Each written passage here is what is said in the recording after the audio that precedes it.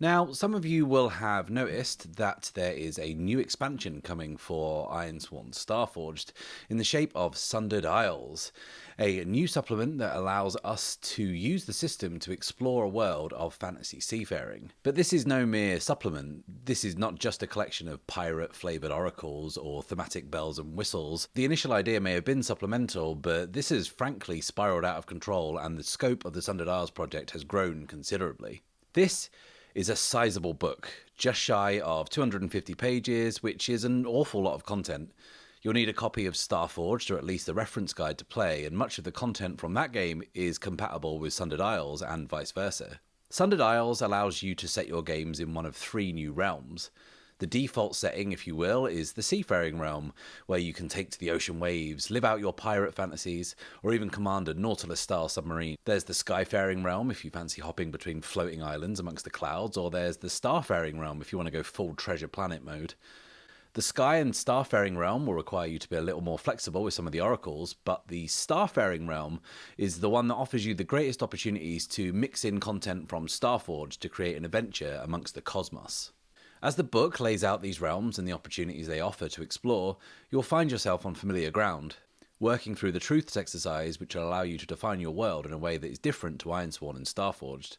There are some familiar truths to establish, such as iron, beasts and horrors, but they are amongst a whole raft of new ones, such as empires, piracy, and navigation. In terms of all new features, there are a bunch, and my personal favourite, and I'm sure this will not be a controversial opinion, is the Cursed Die. Now, anyone who has played Starforged or Ironsworn knows that your oracles are a vital weapon in your arsenal. There's pretty much one for everything, and they will guide you when you aren't sure, give you a nudge if you're a little short on inspiration, or help you out of a narrative cul-de-sac that you found yourself lost in. Well, Sundered Isles adds a suitably thematic spin on that idea. Where you see this icon on an oracle, you are encouraged, although it is not mandatory, to add a third d10 to your roll. This is the Cursed Die, and if, when rolling for your oracle result, this extra die reads 10, then the result is cursed. You then consult the cursed version of the same oracle you rolled on, and this will give you a result that will introduce a more supernatural, weird, or chaotic angle to your game. And I cannot tell you how much I love this. Like, the book says that you can alter the odds so it fires on not just a 10, you can roll an 8 or a 9 and do that, but I like it so much that I think I'm probably going to go odds and evens on this because I just want to see what it throws up and explore all that weird stuff in my game. Let me give you some examples. Rolling up a backstory for your character. A 27 on the backstory oracle will give you following in the footsteps of famous or notorious kin. But the cursed result gives you grievously wounded and given new life by forbidden magic or technology. Rolling to see what cargo you find on a shipwreck. A 25 on the oracle will give you fruit or vegetables. The cursed result will give you cocooned victims. Looking for landmarks whilst exploring an island. A 53 will give you a pond filled with fragrant, floating flowers. The cursed result? A large pile of bones and offal. And honestly, who doesn't love bones and offal? And most of the new oracles have cursed alternatives, and it's just a really fun, organic way to work these elements into your story and into your game. And speaking of thematic dice, a notable thing about the setting of Sundered Isles is that there are two moons, Wraith and Cinder, which are referred to as the Twin Fates, which superstitious folk will tell you are very powerful.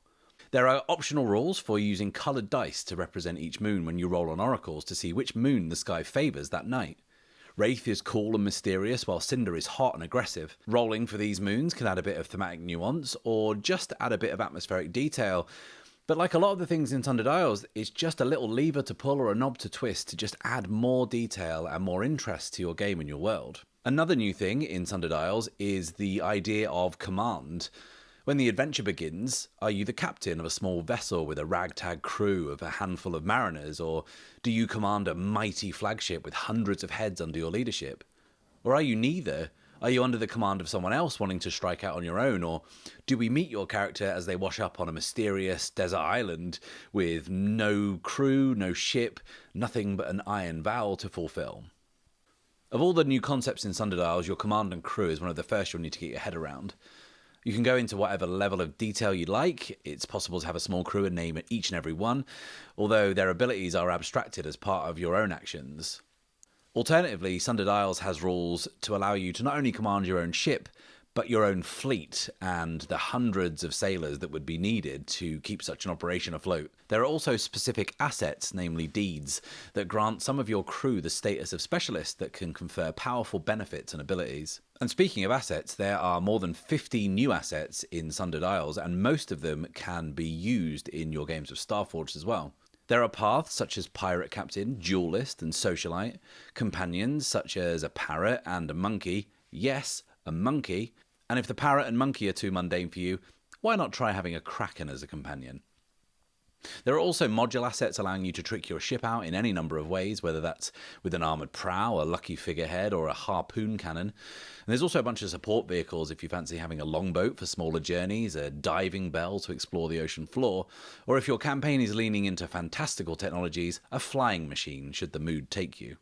Like I said before, many of these new assets can be used in Starforged, and a lot of the Starforged assets can be used in Sundered Isles, and luckily for you, there is a list at the start of the book of which ones are compatible with which.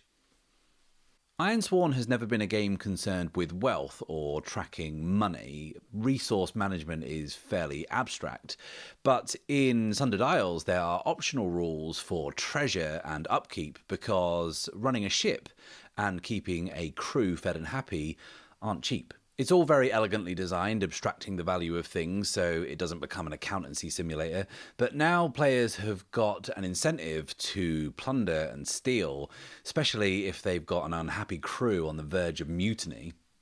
There are also new rules for naval encounters. Your ship isn't the only one sailing the ocean waves after all. These rules allow you to structure encounters into 4 distinct phases: the sighting phase, the approach phase, engagement phase, and the boarding phase, and each one can be broken down into detail or decided by a single roll. It's pretty flexible, but adds a unique feel to ship-on-ship action because, frankly, there's going to be quite a lot of that in this game. Another new feature is interludes, and honestly, this is something that I love. It's something that I talk about in my games all the time, and I'm just really thrilled to see that codified into the rule set. I really enjoy the intimate character moments that occur in the downtime between segments of an adventure where your characters take a moment to just be people. The interludes in Sundered Isles provide a set of oracles and prompts to help you envision some low-stakes, character-rich scenes that just bring a bit of life to proceedings, bring a bit of texture to the story, and break up the pace of the session.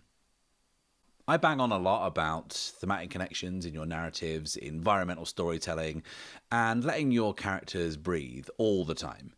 And the interlude section here provides players with a framework to do just that, and I am a huge fan. Perfect, no notes. Now, like I said, this is a sizable expansion, and there's a lot here that I haven't touched on, including new faction rules, cool weather effects, and loads of amazing creatures to be killed by. I am super excited to get started with this game and to start exploring the world of Sundered Isles, and I'll be starting a stream of my new campaign as soon as the Kickstarter ends.